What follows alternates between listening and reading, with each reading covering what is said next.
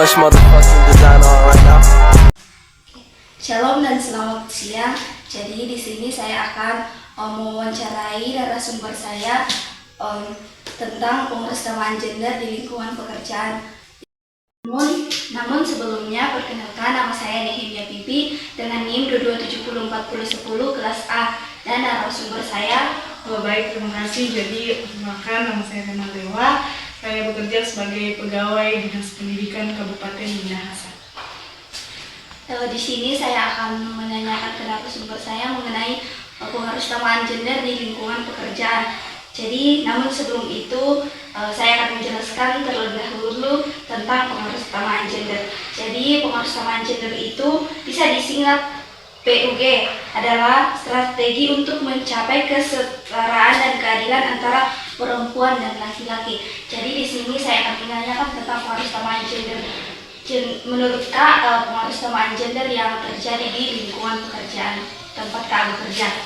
Jadi menurut Kak, apakah ada keselarasan antara pengurus-tamaan gender dan kebutuhan khusus gender dalam lingkungan kerja tempat Kak bekerja?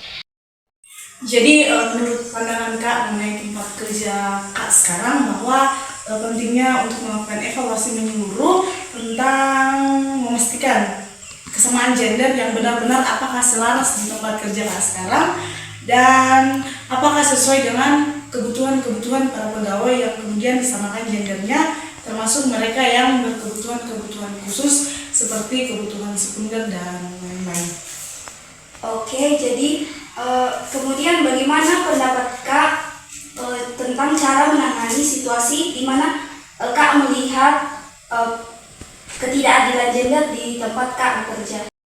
Baik, jadi menurut pandangan Kak perlu diingat bahwa kita ini tidak sendiri ketika dalam suatu status pekerjaan. Jadi banyak orang yang kemudian tidak mengalami yang namanya keadilan kesetaraan gender di tempat kerja. Namun jangan berani berbicara dan mengambil tindakan yang kemudian dapat membantu menciptakan lingkungan kerja yang lebih adil dan setara bagi teman-teman sekalian. Jadi adanya namanya kesetaraan gender dalam suatu pekerjaan.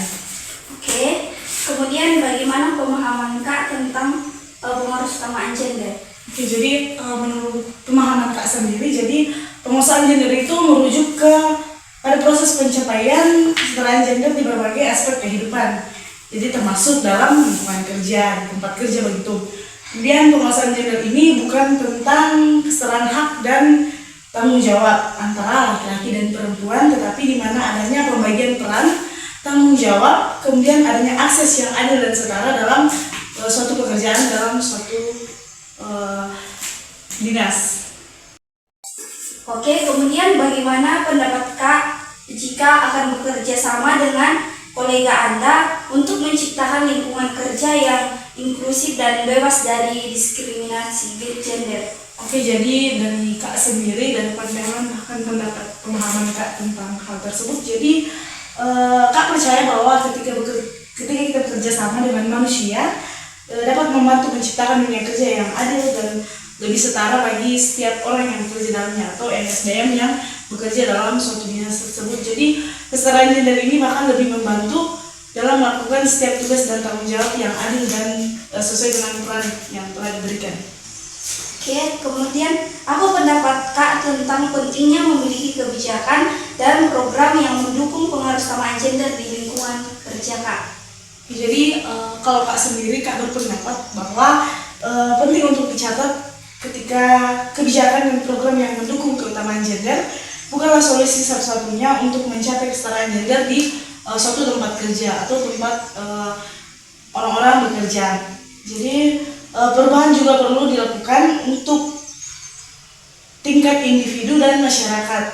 Jadi perubahan ini perlu dilakukan dalam hal memilih kesetaraan gender. Oke, jadi sekian wawancara saya pada hari ini. Saya mengucapkan terima kasih kepada narasumber saya dan mohon maaf mengganggu waktunya. Saya ucapkan terima kasih banyak. Terima kasih.